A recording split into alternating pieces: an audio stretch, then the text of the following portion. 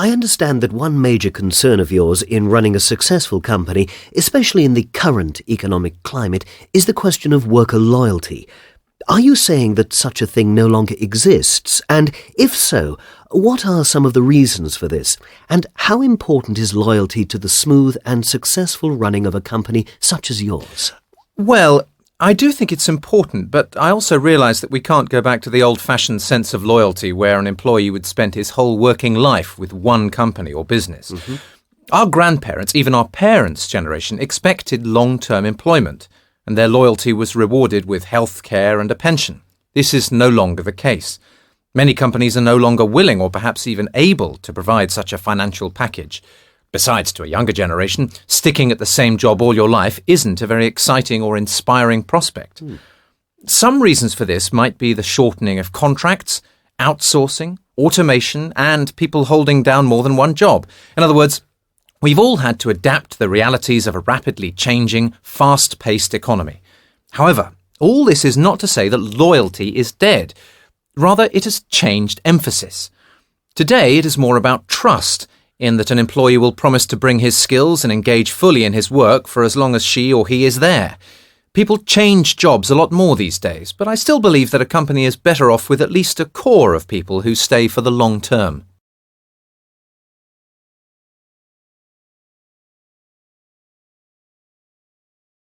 I'd now like to turn to the Roman, Latin writers of the period.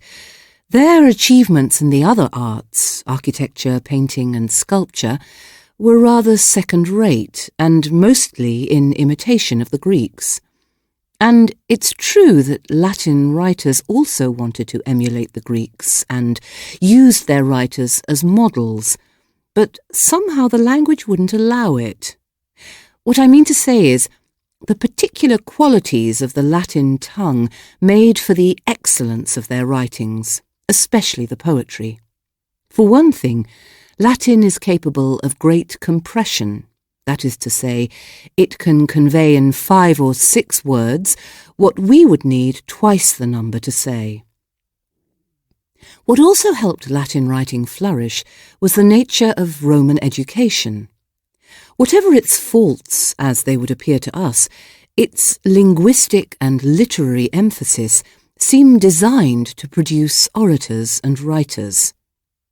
A drawback of the system was that education was only available to the richer classes of society, and so Roman literature is mainly a product of those classes.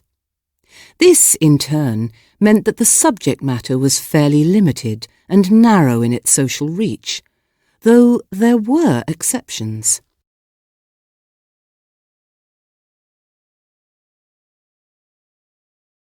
Some economists argue that financial aid to developing countries is, in the long run, inefficient and even counterproductive.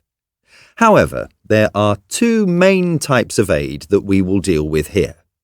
First, there is long-term aid to countries such as Ethiopia and Somalia, where there are recurrent problems such as drought and poor agricultural production, and where there is little or no industry to speak of. Problems that won't go away with an injection of money.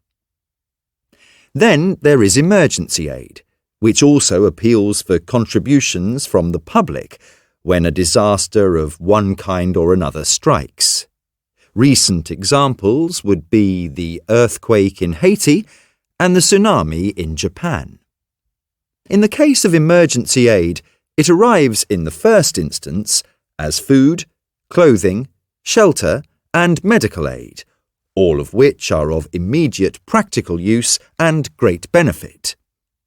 With countries that have long-term developmental problems, just pumping in money is not enough, and, sad to say, a lot of the money doesn't go where it should. What is more important is providing know-how, teaching the skills and expertise needed to help develop the economy and social services, such as health, sanitation, and so on. It is also necessary to help build the institutions, a bureaucracy, if you like, that can organise and run these services.